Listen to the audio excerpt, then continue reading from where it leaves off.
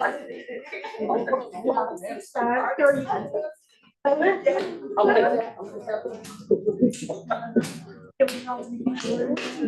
yes, let's do it. Excuse me, ladies, you want to call the meeting to order? Excuse me, ladies.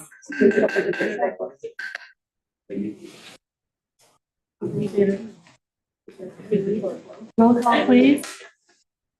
Okay, we have Director Florencio here, Director Shore. Oh, you're muted. I heard him say here. And saw him. I read his lips. I'm sorry, I'm here now. Okay, Director Delara. Here. Director Logston. Here. Secretary Barraza. Here. Vice President Rodriguez. Here. President Rogers. Here. At this time, we have public comment on the agenda. As I stated before, the policy, the board is limiting speakers to no more than 3 minutes. The board cannot take action on items not listed on the agenda. Public input may be offered on agenda items as they come up for discussion. Are there any public comments for anything that is not on the board agenda? There are no public comments. Are there any public comments that's present? Great.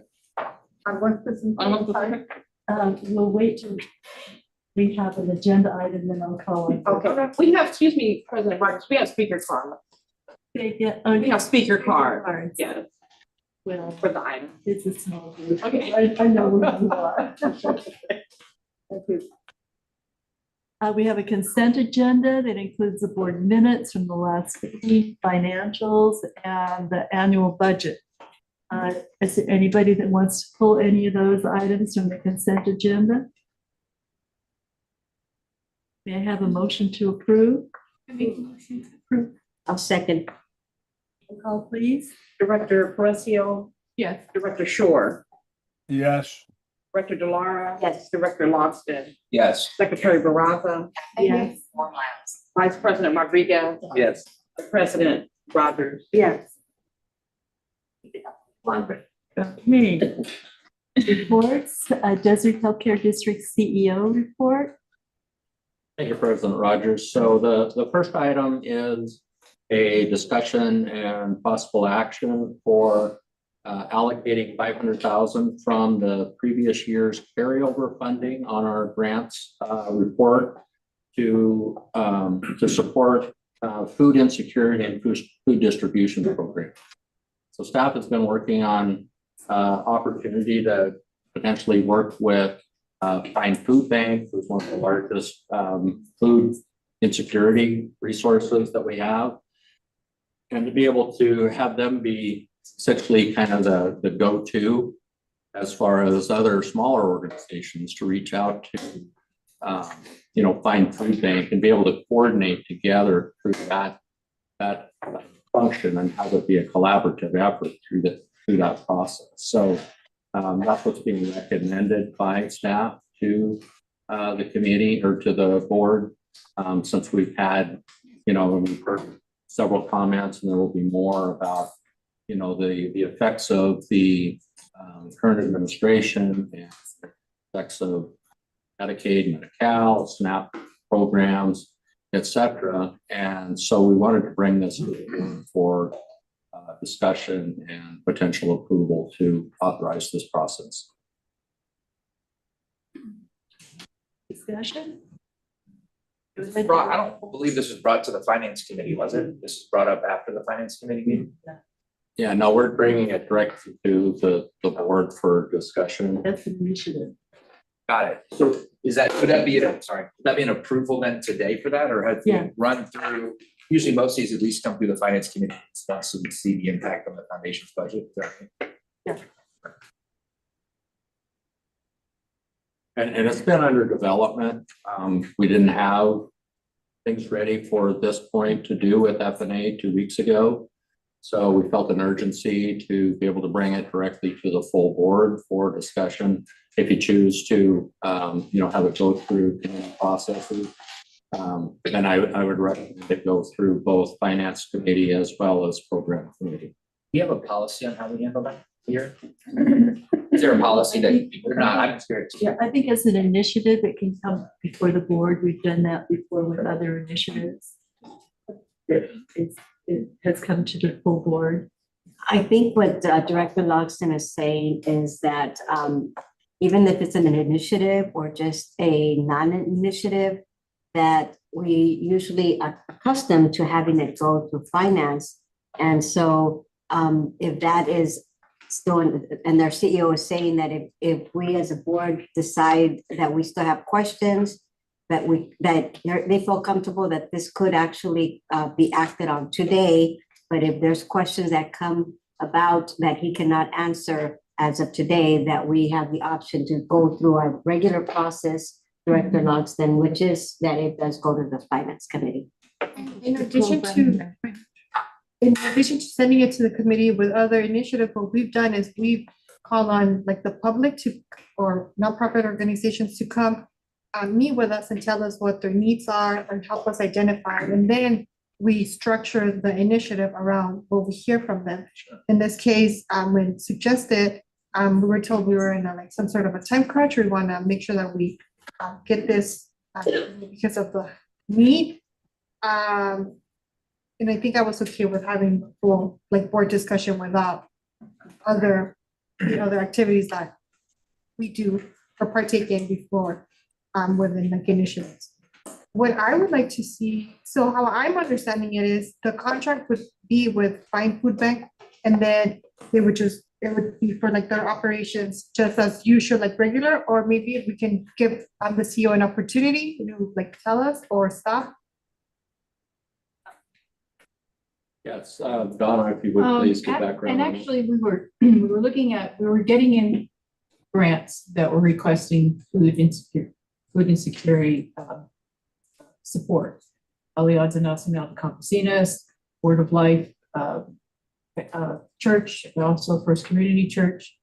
And we saw that there was $500,000 sort of uncommitted funds in the foundation, and we're thinking of because of the need, and we were start to see a plethora of grants coming in to allocate this 500,000 to food insecurity program in concept in expanding our mobile health initiative, as we've added Pink Journey to our mobile unit, working with a food bank that actually has a mobile pantry and creating almost like a caravan sort of thing. So wherever the mobile unit goes, there's other mobile units there on the grounds, everything else that the food pantry would come along with. And so we've outlined that concept, and it would be more of a vendor contract, just where we have vendor contracts with Pink Journey and other understandings, MOUs with like with DAP Health when they bring the dental unit to various events. We're looking at 4 big events, but also then there are organizations, separate organizations that requested food. They would be able to go through Fine Food Bank because they serve over 100 food pantries. This money would be specifically to buy produce. So 500,000 would give us 1.5 million pounds of produce to be able to distribute to anybody who needs it. On an equitable process, there's nothing like, okay, the East Valley needs it more than the West Valley, or the West Valley needs it more than the East Valley, on an equitable basis. And that the Fine being our trusted partner, when we had Project Produce years ago, the food banks were very accepting of produce. It's all free, there's no handling charge. And the food pantry goes to so many different places, rural areas that our mobile unit does go to. They may have areas that our mobile unit hasn't maybe considered going to yet, and would create some kind of, event, whatever. So that was the concept, just to bring it forward to the board, just to listen to hear what you had to say, if this is something that you would like to do. It's twofold. It's handling the food insecurity in some respects for $500,000, but also tying into expansion of our mobile unit as really building up our mobile unit capability. Donna, would you entertain the grants requests from the organizations like Alianza and the Fellowship? Well, we were hoping we could bring them under the umbrella of this, because it would be, they would have to pay for anything, like even First Community. And also First Community, one thing that Fine Food Bank does offer, they offer capacity development. So something that's new, like First Community, that's just getting into new parts of that Right. food distribution or meals. Wine Food Bank offers guidance on how to do to make sure they have safe handling, it's under their environmental health protection. They bring them into their family of pantries, and so to make sure that distribution is clean, safe, and Yeah, well, I don't know specifically about the Al Announcer request, but I know that the First Community Church and the Church Fellowship Church, their request includes more than just produce. They actually cook meals and deliver it to homeless people, and the grant will buy the paper bags to put lunches in, and the plastic forks and the bags of cookies that go in with it. So, it will, the Fine Food Bank program allow for that and in the grant request for these organizations? Is it time for public comment? Sorry. Okay, are we ready for public comment? can I? Yeah, let Debbie answer first your question. So, when we were looking at the programmatic concept of all of this, it's twofold. One is the expansion of the mobile health clinics, because we've been talking about how do we take the 44 mobile pantries that we have throughout the Coachella Valley and pair it with medical services, because we know when people come for food, they're looking for medical services too. Again, like we said earlier, SNAP and Medicaid, they're part and parcel of one another. But 75% of our food actually goes out to over 100 nonprofit organizations. And when we, as the Regional Food Bank, look at the distribution of resources, it's to ensure that there's equitable access for all of the people that are in need, from the most west part of our valley all the way to our most eastern parts of the valley, and even down to Salton Sea, all the way over to Blythe, right? Because we don't want food concentrated in one area where other people are starving, they can't access it. It takes 1 hour to get across to where it is. So we make sure that it's distributed equitably. The produce program, because we have the ability to bring in millions of pounds of produce that we're rescuing from fields across the western part of the United States and working with growers throughout the western part of the United States, we can bring produce in for approximately 35 cents a pound. And so when you're looking at going to scale and feeding an entire community, you have the ability by, looking at building this food safety network that we've had for decades now, which is the reason why we have over 100 nonprofit organizations, where you have a regional food bank that can bring things in to the degree that the smaller organizations wouldn't have the capacity or the facilities to be able to bring truckloads and truckloads and truckloads in at the cost of what we're doing. And so you actually can maximize the funds and not duplicate services by doing it this way. The question that you have, which is, well, they're going to be doing other things, will just be for produce. Once we bring an agency on, it's not just produce that they're accessing, because we're also have other food that's healthy too as well. In fact, 90% of our food is healthy food. And it's proteins, it's dairy products, it's cheese, it's milk, it's all of these things that we're able to get from the Amazons and the Target distribution centers and all of the big distribution centers and houses that you see. This is just funding the produce portion of it. But when you become an agency, the food bank, you're not just receiving produce, you're receiving other products too as well. Now the brown bags and all of those, we can work with them on getting, because we use the same materials too to be able to distribute out to the clients. We can work with them sourcing that, potentially giving them portions of it, or sourcing it so they're buying it at much less of a cost than what they would try to do individually. And that's how all of these organizations work together in order to be able to get the biggest bang for the raised dollars that we all have. That's why this concept, when we were talking about is twofold. One, it was for the expansion of medical care services for the hundreds of people that come to the lines, and then also to make sure that we have a really efficient system of getting food out to community organizations, including new ones, that we're looking at bringing into in order to make sure that we have people not having to go more than 2 to 3 miles away from what the residential places or their place of businesses to be able to access food. So I'm hoping that that gives you good background on this. You know, we're here to help out however we can, but when we're looking at efficiencies and resources, especially now, it's kind of interesting time with safety networks and medical networks getting challenged. It's even more important now that we do things as efficiently as possible. So 20 million pounds of food, about 7 to 8 million pounds of that goes out as fresh produce, and that's on an annual basis. We serve about 125,000 people on average every month. So those are our statistics. Yeah, what's that service area? We go all the way from the windmills of Palm Springs, all the way over to Blythe, and then all the way down to North Shore and Salton Sea. And there's a little aside, And everything. sorry, there's a little aside, one of the things we're also looking at, if we are working with DPMG and our mobile medical unit, if there's an opportunity to do food tailored, health, medical tailored food boxes for those that have diabetes, high blood pressure, weight management, those can also be dispersed, prescribed as well. So that's something that we'd be looking at too, is potentially piloting programs with the medical local markets to say, hey, they have diabetes, and here's the diabetes bag. They have high blood pressure, here's the high blood pressure bag, because we've been wanting to test that. Director Kimberly? So if I'm not mistaken, this initiative, or the reason why it came up, was because of a shortfall or some shipment that you, Fine Food Bank was going to receive, if I'm correct? Is that Yes. what brought this issue to our attention?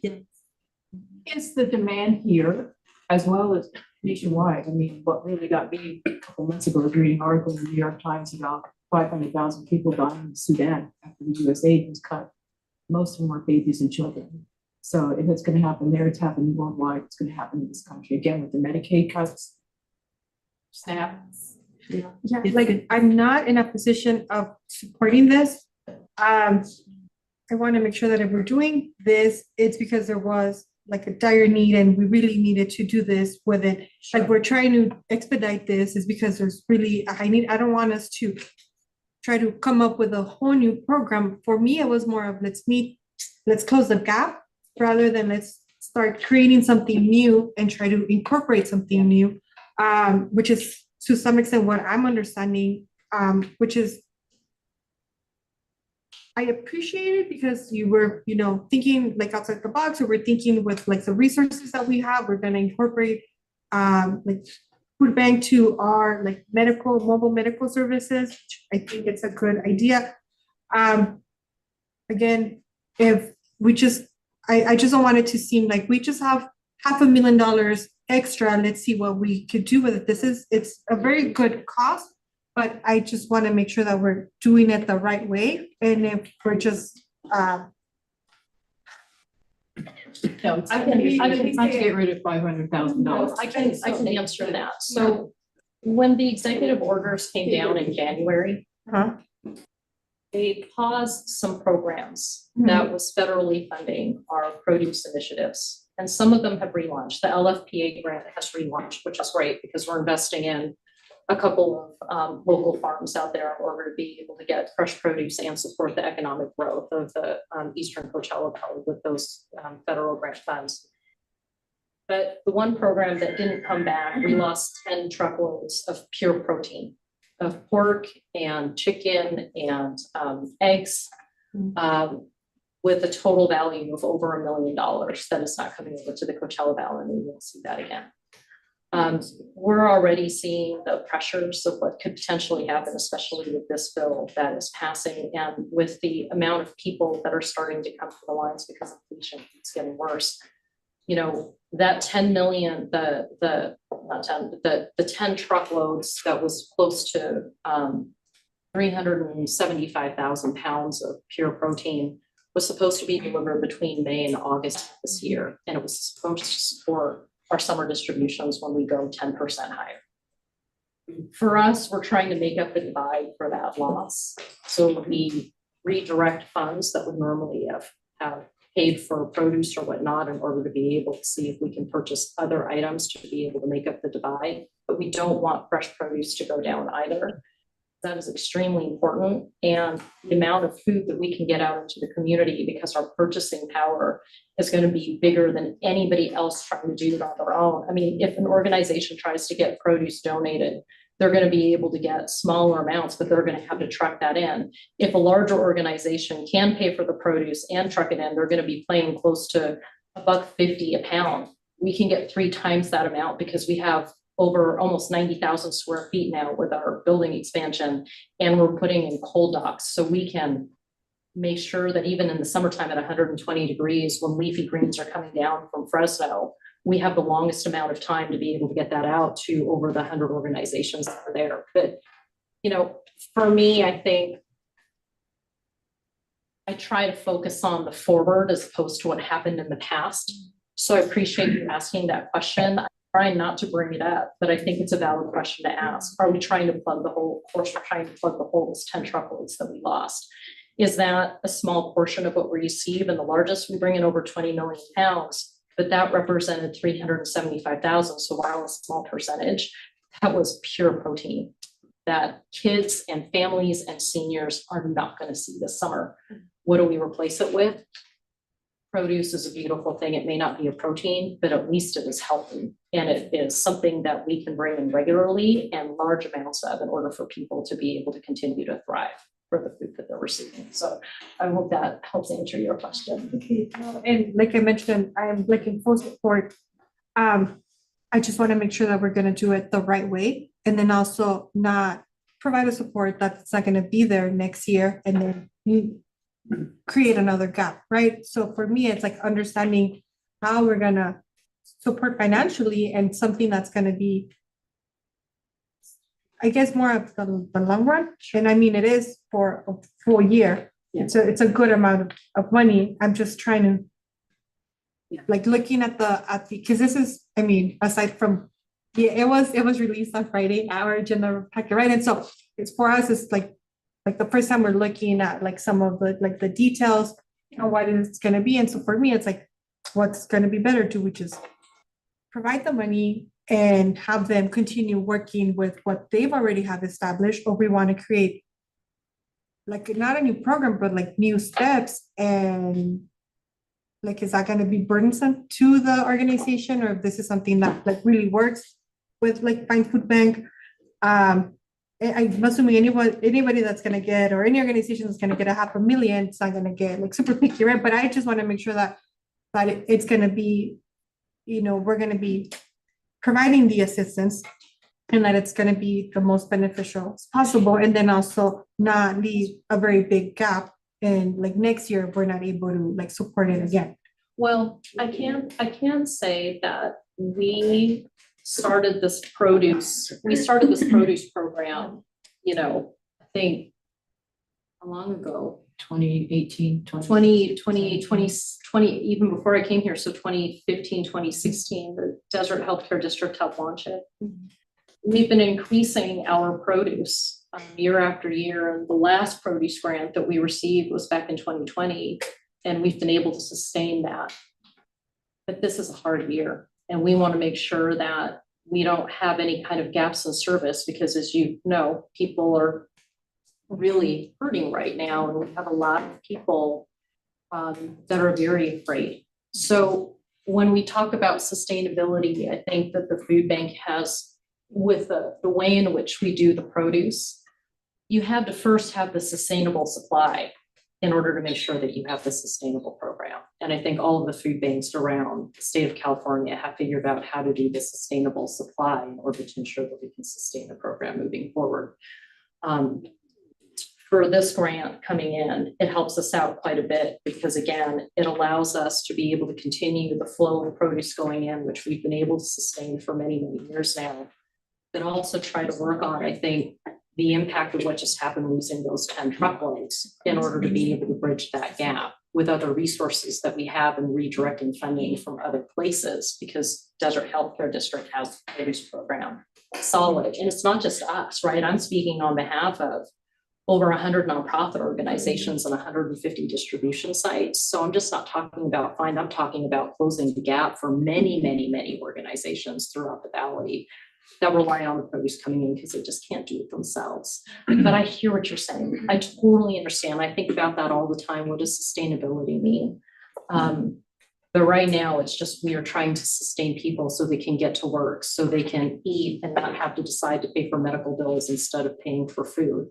They're, dealing, we have summer coming up. It's gonna be one of the hotter summers. They're gonna be picking between food and utility bills. So for us, we want to make sure that we can keep all of the agency strongs that are picking up food from us and that we have a healthy supply of produce that's coming in year round, not just this summer, but all year round. Thank you. Just one really quick, that was like last.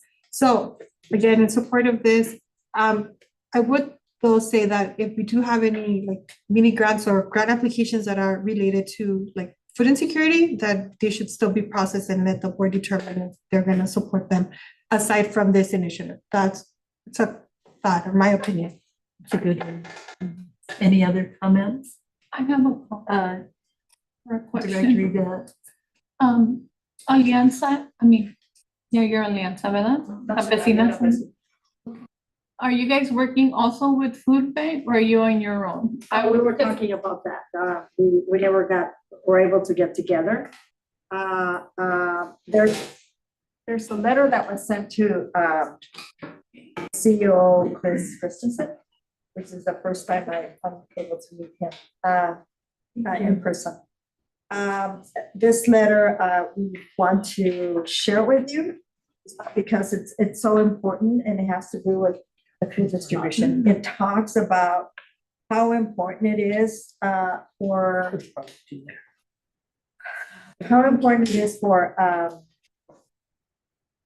Desert Health continue supporting not just this year, the following years, and everything in terms of what Terry was talking about.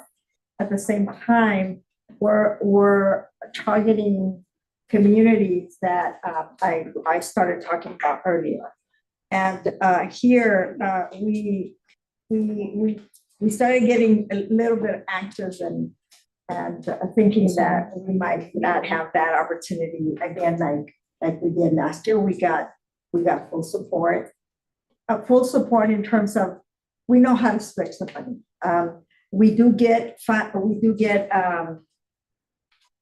fresh fruit and vegetables coming from Food Forward, LA.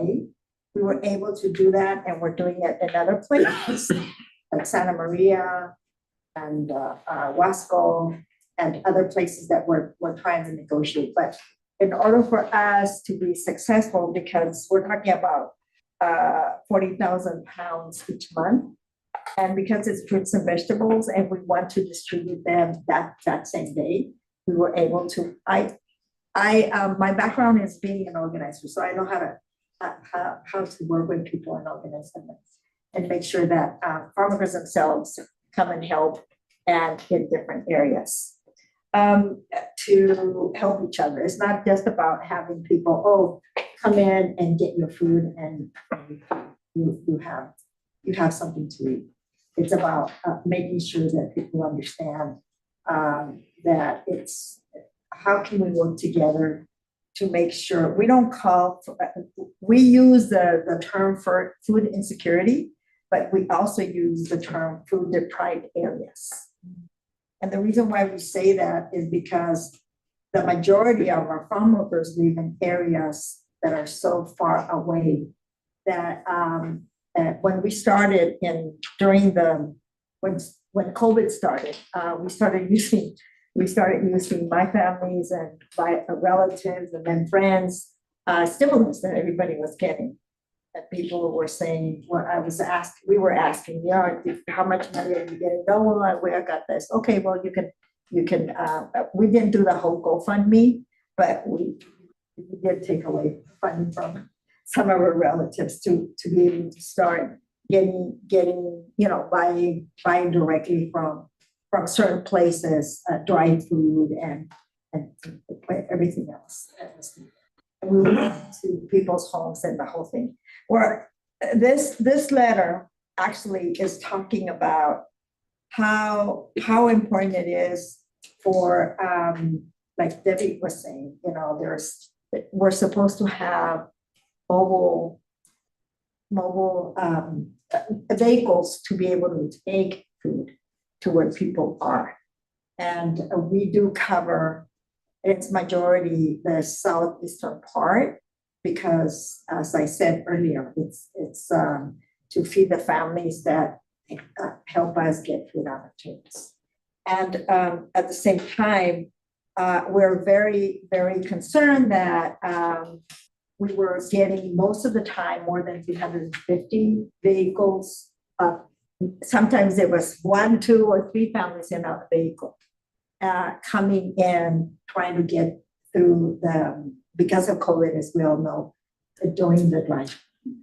But then we started noticing that the people that were coming, you know, that were bringing, they were coming in, you know, vans or vehicles.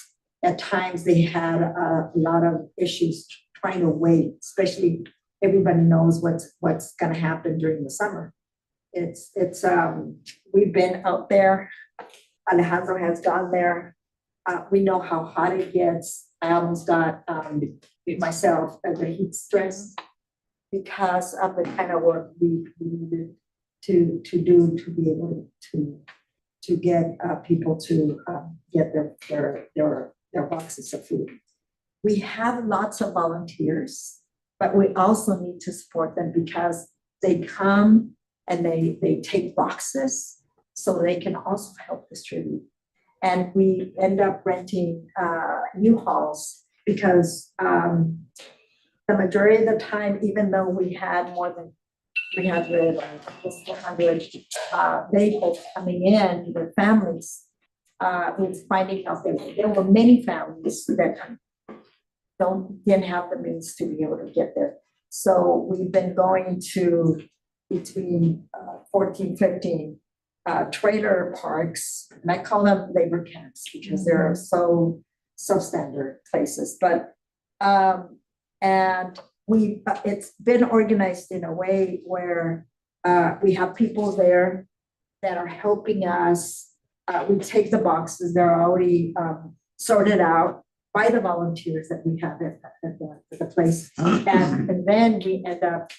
And the reason why I'm sharing all this because people from the same community are helping make sure that their communities that they want to make sure. And we have the place where we do the distribution at the parking lot that Misión San Jose, one of the churches, allows us to use. And then we have other churches that are also helping out distribute whatsoever. I can go along, you know. So what is your ask? I'm just gonna say 2 more things, and Okay. I'll do my ask. First of all, because of what's going on with this administration, you can imagine that if we had as protections in terms of us being able to congregate and ICE not interfering with our meetings. Well, because of this executive orders, now instead of almost 400 cars, we have 125, 130 cars coming in. It's a big change. This last month, it was around 100. Release is the one that's helping us coordinate. And the rest are people that are coming from different places to come and help. Okay, there's a lot of things I can share, but the ask, I'll just go to the point and they can share. But the ask for us is we did submit an emergency application of 10,000 only because we needed it very, it's an emergency. Our organization cannot just rely on people just volunteering, especially if these people, the majority earn less than 24,000. And I'm talking about family not of 4, but maybe 6 or 7. It's very low. It's under poverty level. And at the same time, we are, the way we were supported last year, it was from a grant close to 60,000. And it really helped us, but then we realized that we're doing more expenses because now we have to go to many more places because of what's going on with us.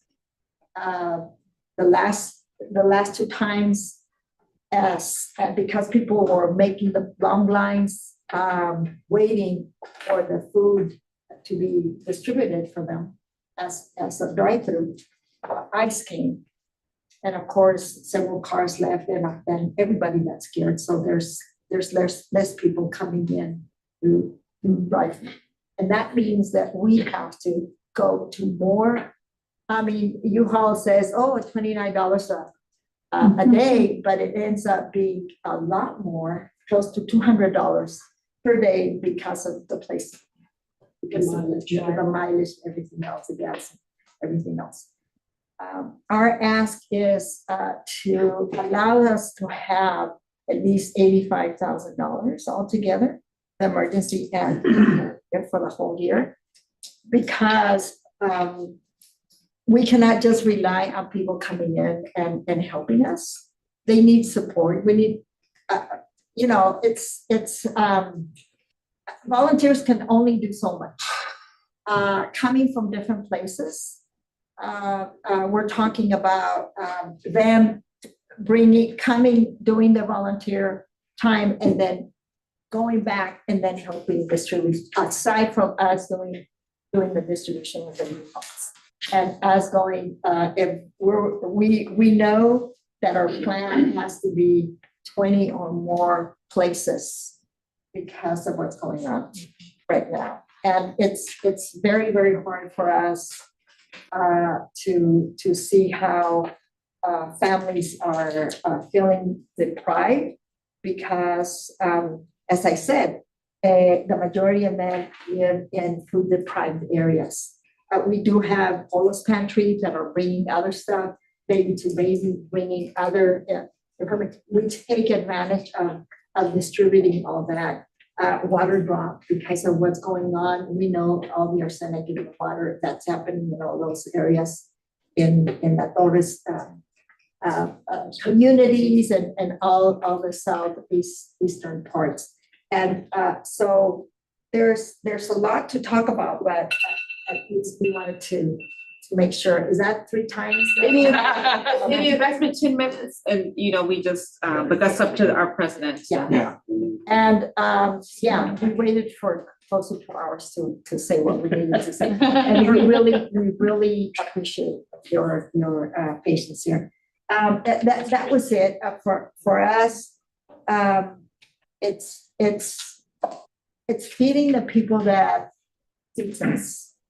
And that's all we want, for you to continue supporting this, to not be just this year, but the following years. Thank you. Very well stated. We've had Well, more. she was answering Director Yvette's question, so we're doing board discussion and then we'll go to public discussion. Okay, is there any more board discussion? Director Logston? I just have a couple of questions. Is this an emergency? Is this an emergency? Yes, it is. Always been an emergency. Well, with our food distribution lines, the people that are coming because they are in a food emergency. But is this any different than a month ago? Yes, I would say that the intensity is more as we continue to go into the summertime. And this administration, that's, I don't know if you all know, but farm workers in general do not have health insurance. And when there is, because they're seasonal workers, when there is no work, there is no unemployment for them because they're 65% are undocumented. So how can you deal with all that?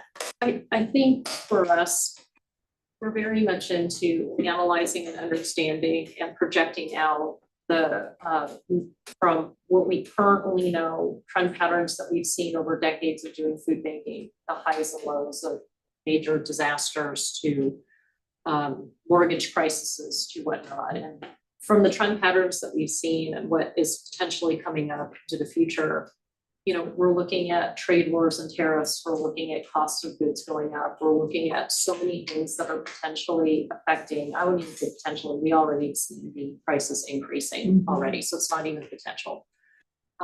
More and more people are going to have to be trading out the food resources because there are other things that they need in order to be able to make sure that they are taken care of medically, that they are able to get to their jobs, that they are able to pay for their rent and mortgages and pay for their utility assistance as the costs continue to rise because of what's economically going on right now. We have to be prepared for that because if you respond too late, it means that you have this gap in between of people that are not eating because the resources are running low and our lines are getting higher. We're already predicting and we're already seeing it, especially as we're coming into the summertime, that our lines are increasing. And so I'm trying, so is it an emergency?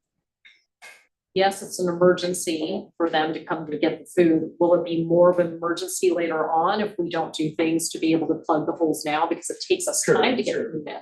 For sure, Yeah. good points. I just like, you know, when I think of emergency, I think of Hurricane Katrina, Altadena fires. It is not a disaster. That's, you know, in my head, I triage stuff all the time. It's just like, and the only reason I bring this up, and I have a few more questions, is that we have process procedures here about how we distribute money.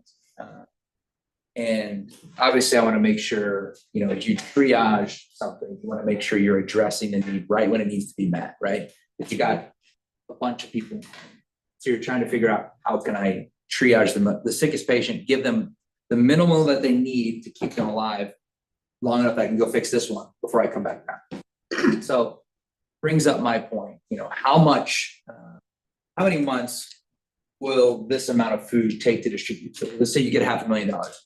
Obviously it's in a big pool, but for our local community, because again, our district doesn't extend out to Blythe, but a lot of what you mentioned does. You know, how many months is that going to distribute? How long is that going to take? Like what? Because I'm getting to the point is, you know, is there amount today that we can discuss? Because $500,000 I'm not real comfortable with, but is there amount that you need today that solves the immediate problem? Because this should really come through the finance committee. This should really have been brought up in a different way. I mean, we just met 2 weeks ago. And so dropping $500,000 on somebody who has a budget of whatever our foundation budget is right now, that's a lot for us to handle. We have to make sure we appropriate funds the right way. And so I think that's my question to you is, you know, what do you need right now? Yes, you have a big overarching goal, and I love Donna's observation of see a need, meet a need with things that resources we have, which is our goal. But what do you need right now? Well, For the next, we're going to meet in sure. a few weeks, and I want the chance to discuss this with the board. That's Absolutely. So our service area goes broader Sure. than what the Desert Healthcare District service area is. When we look at the total amount of money that we use to be able to purchase produce, we look at bringing in close to 7 million pounds of produce plus annually, and hopefully doing more now because it's the Sure. cheapest, healthiest, nutritious food that we can. you have to convince me of that. If we're looking at just utilizing the funds for Desert Healthcare District, which we absolutely have the ability to be able to do, I think that $500,000 can last us probably for a good 7 to 8 months in order to be able to make us through the summer and into the new year. So what's 1/7 of 500,000? 1/7 Eric, of 500. you're the math guy. I'm looking right at you, brother. I thought you had it done in your head. I'm talking about $80,000, like 70,000, right at $71,000, something like that, probably. So that's what you would need for 1 month to give us a chance if we wanted to go through this, the proper channels. Well, and And what I just would for say is, clarification, the proper channel would be the program committee, Correct, not the finance. correct. but You're getting, to evaluate Lenny, the you just took program. my last, you took Yeah, my I'm bullet. sorry. But if it's an initiative, don't we have to put out an RFP? That's the other thing that Like I we had did asked, the other that I had time. asked in our Because when we a did data the- walk, but they said because it was urgent, we wanted to make sure to bring it to the board for full consideration. So that's what we're gonna. I mean, the item on the agenda isn't to act, it's just it's concept to allocate this. Basically, what you're saying is that it says to allocate 500,000 from, roll it over to address food insecurity, food distribution program. It doesn't say anything in there about, If I may you know. add more to it, to scramble things up. Okay, so, and I know we're being chastised as staff, at least that's what it feels like, that we didn't bring it through committee meetings. Okay, but I think what we're hearing here is that there's an urgent need. So we, as part of our strategic plan, our current strategic high priority goals, the food insecurity component is not one of the high priority goals. So staff is presenting to the board this concept of being able to do something with, repurposing the 500,000, which has already been earmarked under the foundation. It's already been quasi expense. I think that's wrong now. No, it's not. We haven't earmarked it yet, I don't believe. We have, it's in our grant schedule that we have accrued monies from prior year's budgets to you that hasn't been earmarked. So this is an allocation of those monies. So so what we're asking here is the concept, since it's not part of the high priority goals, is it something that the board wants staff to come back with through the committee meetings with a vendor contract? Because that's what it's talking about, a concept of vendor contract with Fine Food Bank, and also then working with the other organizations that we have declined because of our strategic plan. It's not that there's not an urgent need, but it hasn't been approved as part of our current strategic goals. And to So make that's what we're bringing to the board right now. So you're not asking for allocation of money. You're asking for the idea to propose an allocation of money. and to make it a I mean, high the priority. staff Maybe to recommendation save it is until we go to through the whole allocate. process. And to kind of make this food insecurity component, since it's not part of the high priority goal. Is that something the board wants to consider? And then we would bring back a vendor contract for more consideration through the committee levels. So I hope that helps. That actually helps a lot, because you're not asking for money today, you're asking for consideration. Is this something we want to support? and I, Food bank. and I was just asked here to come to be able to give context for any questions that you had. I wasn't expecting anything more than just to be able to be a resource for you and to be able to answer in detail for any questions that you may have. And kind of if it's something that the board felt should be moving quicker, slower, then that's up to the board to decide. And then direct staff if your interest is for us to bring back a vendor contract to support the concept that's being presented here. And to allocate, to designate the funds that, the grant requests that are for food insecurity, to make those a high priority. That's not what is presented here. But I think that that's what we're thinking. They're presenting if this is something that we want to help with, because it is not part of our strategic plan. Since we have those It is. $500. It is part of our strategic plan, but it's a low priority. And what we've said in the past is we're not just gonna deny them because they're not a high priority, we'll still process them and then the board determines, but we do wanna know how it compares to our priorities. Well, that's what he's asking. If those 500, if those 500 that we have left over, if we would want to attribute it to the food insecurity. That's what I think they're trying to tell us. And yeah, I mean, it's pretty clear, it's asking us, and it's also asking us to like approve the concept with Fine Food Bank. Like, I think it should go through our normal process. I think it's going to. I think opportunities That's, to I think that apply. was like one of my questions, like how urgent is it? Is it just, like, that's why I think that's why my question was it just to meet the need, like the food that you did not receive? Again, I support this, but I like, for me, it was like, how urgent does this have to be? Do we need a little bit more input? Do we need public input? More just consideration from the board? Well, it sounds to me like this should go to the program committee and then the finance committee to look at. But I would also like to see, as you mentioned, and was one of you mentioned that we should look at making it a high priority for our grant program requests through the district. If I can add. Oh, sorry. Madam President, may I Yes. speak? Okay, so we're starting with the strategic plan. It's my understanding that we identified it as a low priority, that based on situational issues, that we could raise it. And so I think we are living in a situation right now.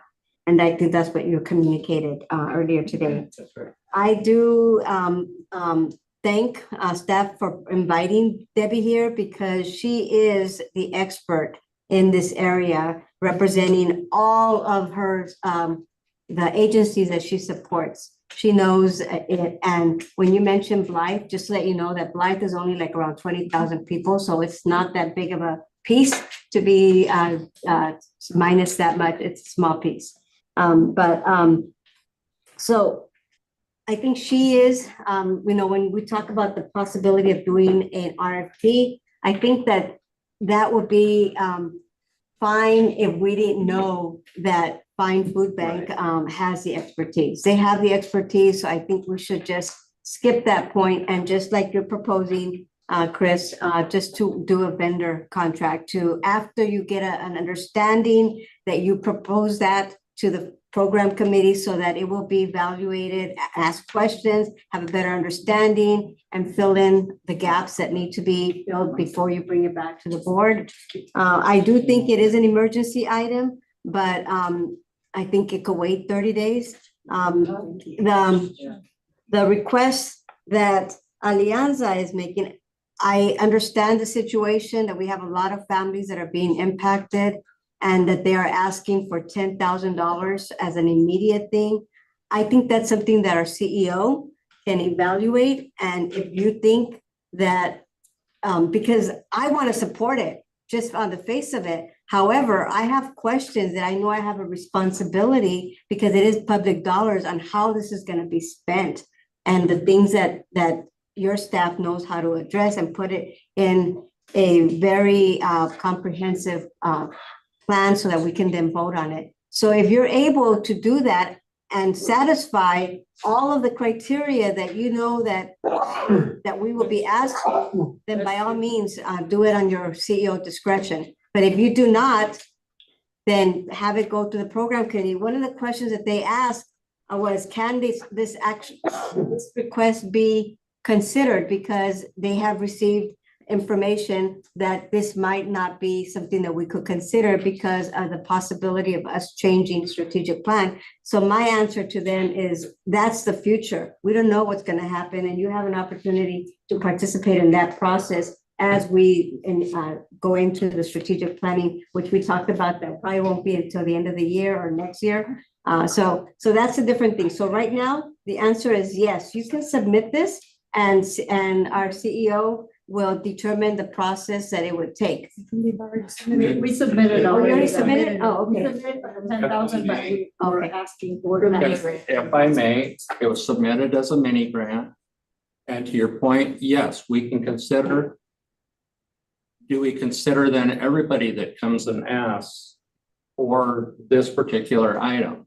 And we communicate with the committee and the board for any application that has been rejected for whatever reason, if it's out of what our high priorities are. And yes, we have the low priority goals in that. And so that's communicated when we do decline, and that also is communicated to the program and the board, et cetera. But my question then is okay, do we entertain at this point, every grant request that's going to come for food insecurity? Or are we wanting to focus on this concept of doing the larger 500,000 potentially to an organization that, as you've acknowledged, is very sophisticated, very like a go-to organization that other organizations can partner through to provide those food sources. If you may wait until we're done discussing, please, and then you'll have your opportunity. Thank you. So, Yeah, and we can do both. Director Laws. Debbie, thank you for coming. I'd like to make a motion to direct staff to look at partnering with Find Food Bank, getting a contract in front of us before the next finance committee, before the program committee meets, so we can all evaluate this and make a decision. So I'd like to make a motion that that's the action we take today. Whatever we go from there, I think it's fine, but I think there's enough information here that there's a need. We don't have enough to quantify when, where, how exactly, but you have found a good partner. They have a need that they've articulated very well. Thank you. I think we should direct staff to go dive into this quickly, put it at the top of their priority list, give us something in the next 2 weeks. So for our next meeting, we can agenda these things at the right program committees, at the finance committee, and then we come back here in a month, we can make a decision that's expedited through our process. I have a motion. Is there a second? I'll take it. So moved. Madam President, for discussion purposes, I'm supportive of that. I'm still concerned about the Alianza ask. I think that there's still, I know that there's a need throughout our Do you want to make a service second area. motion? Do you want to make a second motion directed towards that? There's two separate issues here. Right. Well, then we would have to move forward. And so I'm just wondering if this could be considered as an addition to this. And I'm going to ask if it's okay, Madam President, if Donna, who has her hand up, to share whatever her thoughts are at this Thank you. time. If I may, Alianza has submitted, they submitted a full grant, which we kept on hold. Then they submitted a mini grant, thinking, because they thought, because it was going to be a long process going through the program committee and then the board in June, since we didn't have program committee in May. So we can bring it forward, the full grant, what they originally asked for, to program committee, and that goes from there. Or if they do a mini grant, that's something that staff approves, it doesn't have to come to the board. And you have 2 other mini grants on food insecurity. We have Is two that- other ones from the other 2 churches. Is that correct? Mhm. Word of Life, Says that we can include that as come to the program committee for evaluation. Word of Life, we took care of that one. That one's fine. It went through our homelessness initiative leftover funds that we had, where we had actually had stated in that proposal that Word of Life was one of our partners, providing access to healthcare through the mobile unit. So they're part of our partners in that respect, Desert Hot Springs, so that one's taken care of. The First Community Church, I just have a little concern about that one, only because it's brand new. They're gonna be doing hot meals. We don't know about the food safety. That was like where Debbie was offering to bring them under her umbrella to teach them capacity development, to put them under the protection of their environmental health initiative, to make sure that everything is safe and copacetic and nobody's getting sick or food poisoning or anything like that. And that if First Community Church is really interested in doing this food meal serving, that Find Food Bank can walk them through and help them become a very strong organization that can help their clientele. and that's why we were proposing the larger consideration here, so that the organizations, we're not putting down any organizations for what the need or the ask is, but what's the best process in how to do that, to maximize the dollars that are going out. Thank you. So as I may continue with my comments, so in light of what we just heard from our staff, I do think that if the maker of the motion and the second would be willing to allow Alianza to proceed with their application to be considered concurrent, because we don't have a process right now, and that way they can address some of these questions. Maybe they have concerns with that ask. Maybe they say, you know what, they've addressed everything and there is a pressing need. So allow it to go through the process as well concurrently instead of waiting for this to go. So that, if the maker of the motion and the second would be willing to, that, to direct staff to expedite looking at the Alianza project as well. To let them We go would through the just see it process. as a regular grant. Just go. They're already in the process. They're already in the Yeah, process. that's fine. Yeah, so we. I'm just confused, we're already doing it, right? Okay, good. All right, yes. Yes. Agreed. You seconded it? Okay. Great. Now, any more board discussion? Any more community discussion? Go ahead. ¿Me puedes traducir, por favor? Sí. Buenas tardes, mi nombre es Sonia Baturoni y pertenezco a Alianza Nacional de Campesinas.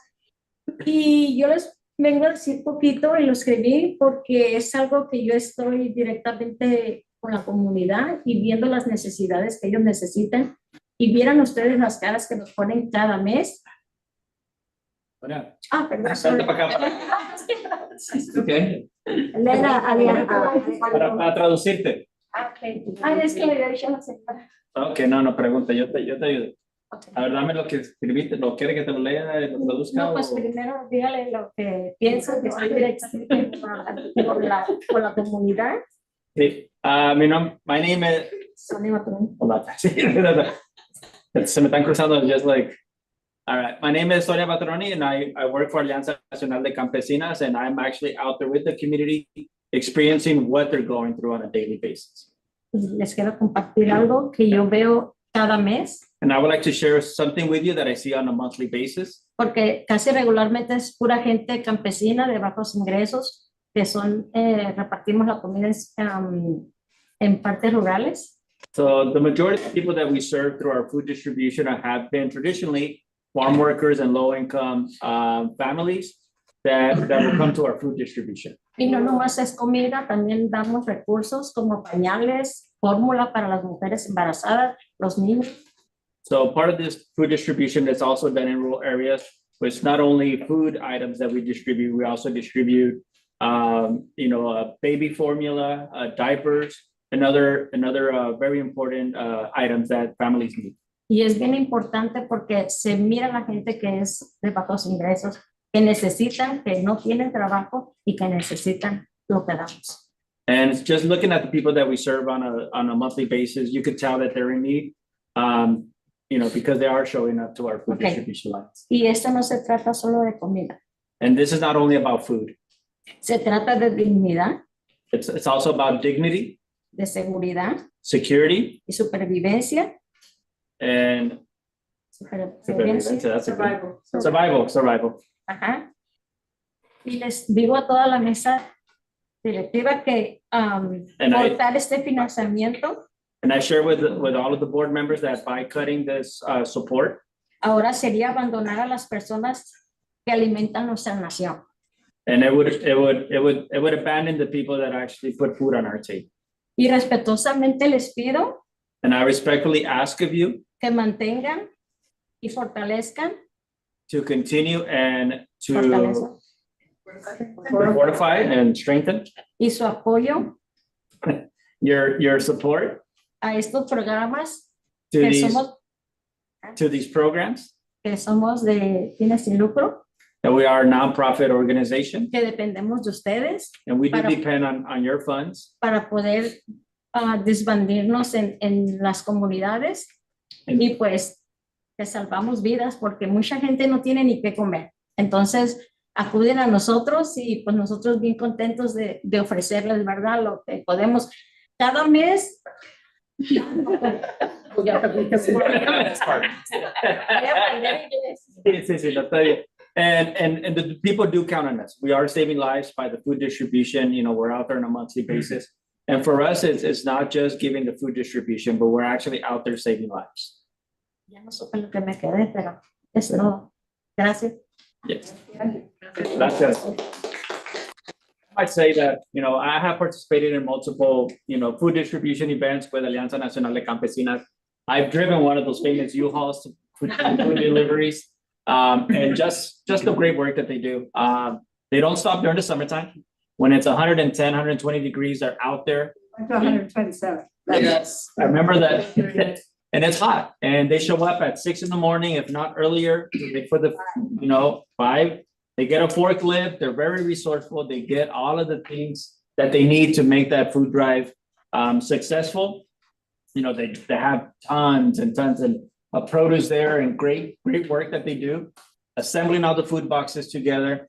You know, the communities that they serve, they come around in their cars, they open up the trunk, the food gets put in their trunk, and then they drive off. And then there are food boxes that are set aside to distribute to homebound individuals, food distribution for individuals that live out in West Shore, you know, other areas that are not accessible to, or they have a family member that is driving that sole vehicle that they have, so they cannot come and do the drive-by food distribution. So, you know, hats off to the wonderful work that the ladies do. And I say ladies because 99% of them are ladies that are working there. And trust me, if you show up to work, you're gonna get a great workout and feel good about what you're doing, because they do just amazing work. And like they mentioned, you know, they make those dollars go a very long way. So I just wanted to provide my personal point of view of my interaction and our work with Alianza Nacional de Campesinos. Thank you, Ella. And we invite you next month. Yes. Anytime you like, as many hours as you like to volunteer, we invite every single one of you. So you can see how, you know. Yes. Oh. Any more public? Yeah, I just want to share one thing. I think both can happen. I think what's happening is on a food system level, that's, you know, what Debbie's doing is a macro and we're doing a micro level. And just as a suggestion to you guys, I sit on our leadership committee for the LA Food Policy Council. What we did for grants, we did a macro and a micro grant. And so it has helped us diversify the way that the food system is being built. And, you know, respectfully, I think the work of food banks is important, but also I think the way that the food system is shifting, communities have to be self-determined, like there's gotta be self-determination in the way that we're building the food system. And I think the work of Alianza is really powerful because not only are you guys partnered with a legacy organization that has been literally the first national farm that's led by farm worker women, that is powerful.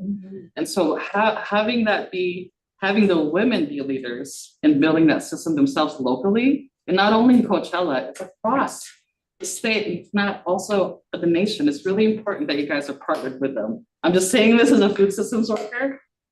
I think both can happen as we shift the food system, but I think I'm happy to hear you guys with considering the Alianza grant because it's really important. It's important for your organization.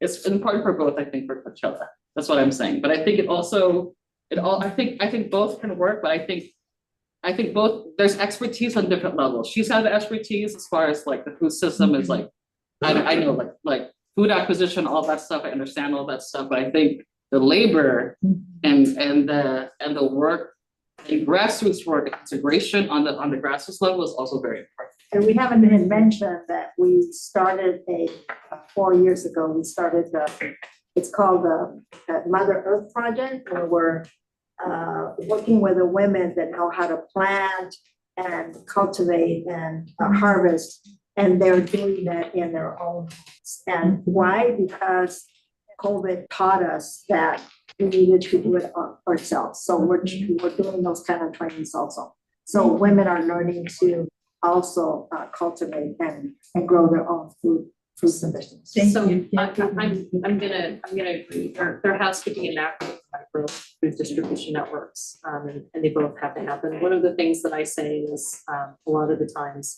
on behalf of nonprofit organizations, right? Because we have other nonprofit organizations that are raising money to be able to do food distributions at the micro level. I don't think there's actually distributions at micro level because we actually distribute through 44 mobile markets that are going out in the 120-degree weather, even into the eastern Coachella Valley, straight into fields, because we work with a lot of the ag community. But what I would say is refined at the macro level, we try to resource all the food as much as possible so that the micro organizations can focus on actually doing the operations of the work going out there in the community so that they don't have to worry about where the food is coming from. And it makes it for more an efficient system to be able to distribute to. And that's the reason why we have many local organizations that don't even go out and look for food at all, because they focus 100% on the operations of the organization just to be able to specifically.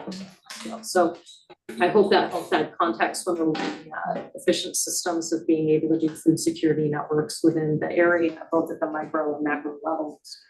Really happy to partner with you guys if you guys are interested, because of, I think, trying to truck stuff in from LA and hearing about all the forklifts and everything, we could probably even pre-package all of those boxes for you, so you don't even have to bring the heavy equipment out. You're literally just bringing trucks in and then bringing the food out without having to do any of that, because we have the volunteers that are packing it inside our facility and we're sending it out already pre-packaged. But I think what you have to understand. Okay, I is think that we need to, Anyways, nonetheless, I just wanted to. All right. Have a meeting tonight. Stand up and She's letting her talk. Time out. Letting her This is a board meeting. We've had public comment. They've made their action. We need to move on to the next item on the agenda, please. I couldn't have my hand raised for a while. I have a lot to say. Whatever. I have to say that first of all, our food, quiet please, I'd like to say that our food comes from a completely different source. It comes from LA, from Food Forward, an old friend of mine who has a nonprofit that used to just start doing gleaning from people's yards and then they figured out to go to the Produce Mart in LA, where there's tons of food that's still good, but not purchased by Albertsons, Safeway, Ralph's and all that. They now have millions of dollars in their own giant trucks, and they distribute this free. They bring it out to us that same morning, so that we work from early in the morning, getting these things. I'm very slow compared to the ladies who work in packing houses, but we do this. There are every vegetable that you can name, but I want to say that Poe's Pantry also has brought us, and through their connections, water, diapers, which are on the chopping block also, as well as food on this big ugly bill. All kinds of things like shoes. Please understand that although I totally respect Debbie, I want to work with her, but we are doing something so different and it's community-based. And all of the people there, better not speak English there because it doesn't work. I'm saying that I'm supporting operational grants. I know you are. I mean, That's what I'm trying to Have a motion on the floor, and we've had discussion in the community, we've had discussion on the board. Can we call for the I question? thought you were You already. already voted. You already voted. No, we had a first and a second. We had a first and a second. We had- And I had proposed that they add the second part, which would allow Alianza to submit the application to be considered by program committee concurrently with exploring the other thing. So I think the maker and the second agreed to that. Okay, so now you have a motion on the floor. And can we call for a vote? Director Fresco? Yes. Director Shore? Director Shore, please unmute yourself. He can. He's frozen. Director Delara? Yes. Director Logston? Yes. Secretary Barraza? yes. Vice President Rodriguez? Yes. President Rogers? Director Shore, unmute yourself. It's late there. Raise your hand, Director Shore, if you agree.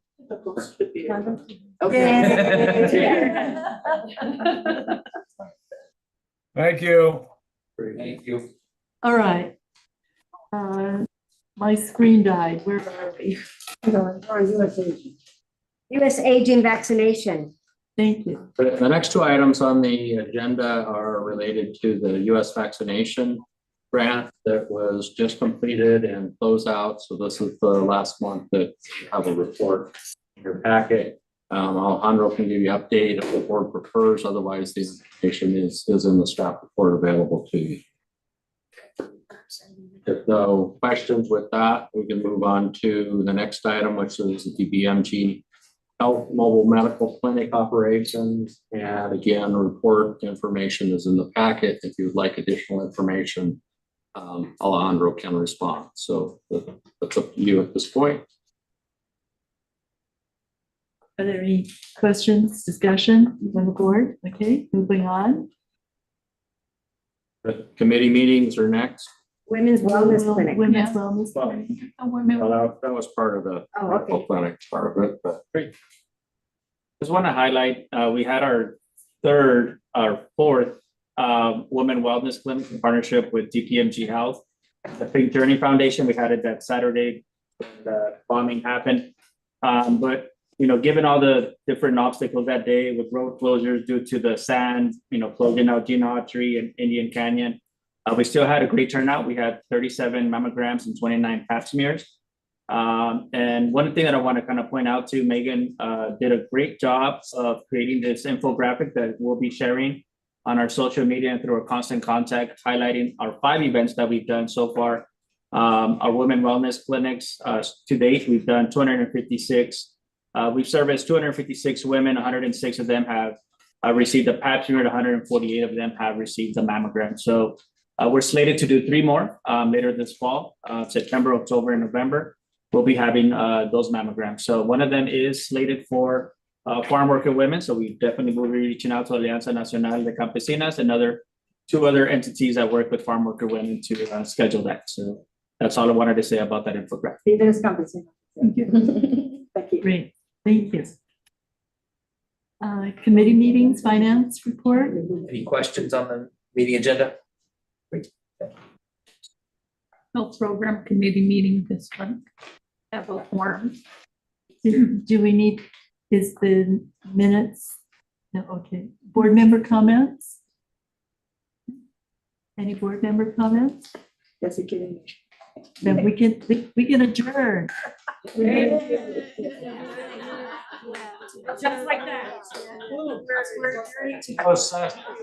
You guys. So, nomás para que sepan que todavía no terminamos, todavía tenemos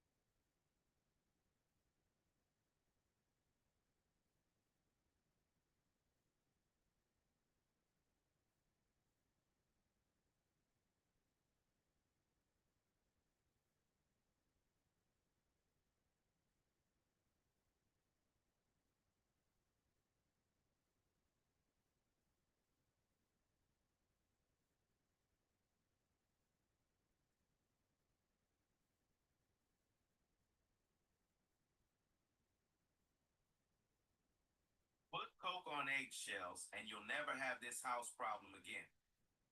I'm sure you'll thank me after watching this video. Never throw eggshells in the trash again. First step, put at least 5 eggshells in a blender. This easy, cheap trick will save you money on pricey products that do the same job. After adding the eggshells, pour in 500 milliliters of Coca-Cola. Each cup I use contains 250 milliliters. Next, add 2 tablespoons of baking soda to boost this homemade solution.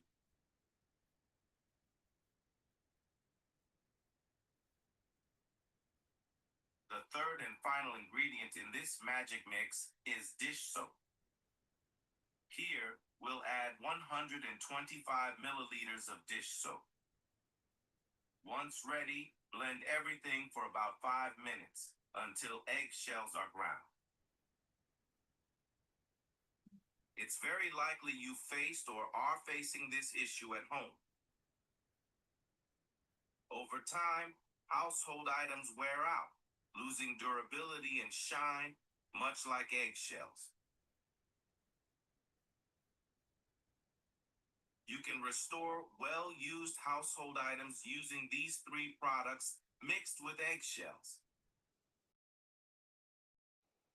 You can even remove stains and bring back the shine to your items. After mixing thoroughly, it's crucial to strain the liquid.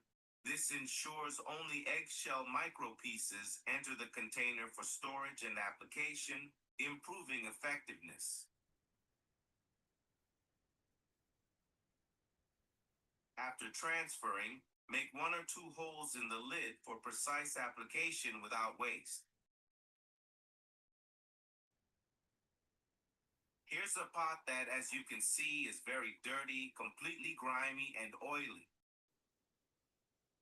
I'll apply this product here and you'll see it instantly removes grease. Look at the water's color. Using it on a sponge and gently scrubbing, I can remove all pan stains. See the shine it leaves on my pan? This happens because eggshells mixed with Coca-Cola are super abrasive. It gives this result, and as I said, use it on any metal in your home for the same effect.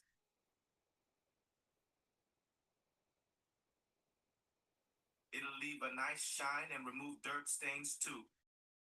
Put Coke on eggshells and you'll never... This young man is truly a genius. Commuting to work by bike every day, he always felt exhausted, and he knew this couldn't go on. One day, he had a sudden idea after returning home. What if he installed a flywheel on his bike? Wouldn't that solve the problem perfectly? No sooner said than done. He grabbed a flywheel, marked it with a pen, and then cut it into 3 parts along the lines. Next, he picked up a fan blade, planning to combine it with the flywheel. For precise assembly, he first measured and cut some iron plates, positioned them, and drilled holes for alignment. Once the holes were ready, he fixed one side of the flywheel with bolts, located its center, made marks, and drilled corresponding screw hole. Then, he used the iron plates to connect the flywheel and the fan blade into one unit. During welding, he was extra meticulous, ensuring everything was firmly secured. After welding, he removed the slag and added a solid steel rod to the center of the flywheel, with bearings installed on both ends. With this, the flywheel modification was complete. Next, he flipped the bike upside down, removed the rear wheel, cut off the rear wheel fork. Once the cutting was done, he secured the bike and positioned the flywheel and rear wheel. Carefully measuring the distances between the 3 components, he bent 2 hollow pipes to the correct shape and welded them to the bike frame. For added stability, he welded a horizontal angle iron at the rear wheel position and attached the rear wheel bracket to it. Afterward, the modified flywheel was installed. He then cut a square pipe, shaped it into a curve, and welded it onto the frame to connect the front and rear wheels. Next, he welded a pulley and a small gear together, mounted them onto the rear wheel, and connected the flywheel and rear wheel with a belt. He further reinforced the flywheel's outer frame and welded 2 chain rings and a gear shaft into a single piece, firmly attaching it to the bike frame. Finally, he added the front and rear chains. Arthur, can you turn that off? We're gonna, Excitedly, he tested the bike. Sound good? the meeting's locked. And then, using the Can we get a motion to go into closed session? I move that we go into closed session. Second. All in favor, say aye. Aye. 4 seconds. Thank you. So Andrea, I'll text you when we're done. Okay. So this is locked, everything's locked. Let me stop the,